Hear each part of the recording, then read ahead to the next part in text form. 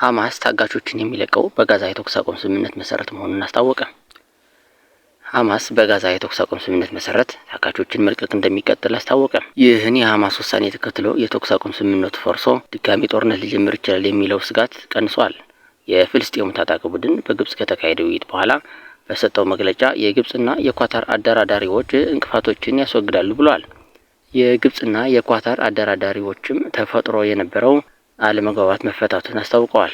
የእስራኤል መንግስት ቃል አቀባይ በጉዳዩ ላይ አስተያየት ባይሰጡም ቡድኑ በሚቀጥለው ቅዳሜ 3 ታጋቾችን የማይለቅ ከሆነ ጦርነት ይጀመራል ብለዋል። ሐማስ እስራኤል ስምምነቱን ጥሳለች በሚል ታጋቾችን እንደማይለቅ ማስታወቅን ተከትሎ የእስራኤል ጠቅላይ ሚኒስትር ባለፈው ማክሰኞ ጦርነት ይጀመራል የሚል ዛቻ አሰምተው ነበር። ሐማስ መጠለያዎችን ጨምሮ አስፈላጊ የሆኑ ሰብአዊ እርዳታዎች እንዳይደርሱ አድርጋለች ሲል ነው እስራኤልን የከሰሰው።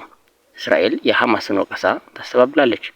የአሜሪካው ፕሬዝዳንት ዶናልድ ትራምፕ እስራኤል ስምምነቱን እንድታቋርጥ ሀሳብ አቅርበው ሁሉም ታጋቾች ቅዳሜ የማይፈቱ ከሆነ ገሃነም ይወርዳል ማለታቸው ይታወሳል። ቤንያሚን ኔታንያሁን የትራምፕ ዱካ ተከትለው ሐማስ በሚመጣው ቅዳሜ ቀትር ስደተኞችን የማይለቅ ከሆነ የተኩስ አቁም ስምምነቱ ይቋረጣል ብለዋል። የእስራኤል ኃይል ሐማስን እስከሚረታ ድረስ ይዋጋል ብለዋል። ነገር ግን ጠቅላይ ሚኒስትሩ 67ቱም ታጋቾች እንዲለቀቁ አሊያም በስምምነቱ መሰረት 3 እንዲለቀቁ ስለመጠየቃቸው ግልጽ አይደለም። ረቡዕ ዕለት የግብጽ የደህንነት ምንጮች እንደተናገሩት ግብጽና ኳታር የተኩስ አቁም ስምምነቱን ለማዳን የሚቻላቸውን ሁሉ እያደረጉ ነው። በጋዛ የሐማሱ መሪ ካሊህ አልሃያ ወደ ካይሮ አቅንተው ከግብጽ የደህንነት ሰዎችና ከሌሎች ባለስልጣናት ጋር መምከራቸውን ምንጮቹ ገልጸዋል። ሐማስ ሐሙስ ባወጣው መግለጫ ትኩረቱ የስምምነቱ አንቀጾች እንዲተገበሩ በተለይ ደግሞ መጠለያዎች፣ የግንባታ እቃዎች፣ የሕክምና መሳሪያዎችና ነዳጅ እንዲቀርብ እንደሆነ ተናግረዋል። በተያያዘ ሐማስ ስምምነቱን ለመተግበር ቁርጠኛ ነው። በዚህ መሰረት በተቀመጠው መርሃ ግብር የእስረኞች ልውውጥ ማድረጉን ይቀጥላል ይላል መግለጫው።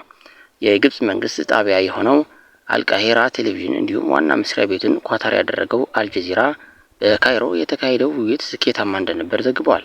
ነገር ግን የእስራኤል መገናኛ ብዙኃን የጠቅላይ ሚኒስትሩን ቢሮ ዋቢ አድርገው የአልጀዚራን ዘገባ ሐሰተኛ ነው ብለውታል። የጋዛ ነዋሪዎች ጦርነት ድጋሚ ሊጀምር ይችላል የሚል ስጋት ላይ መሆናቸውን ተናግረዋል። በተኩስ አቁም ስምምነት መሰረት 6 ሳምንታት በሚቆየው በመጀመሪያው ዙር 33 እስራኤላውያን የሚለቀቁ ሲሆን እስራኤል ደግሞ 1900 ፍልስጤማውያንን ትለቃለች።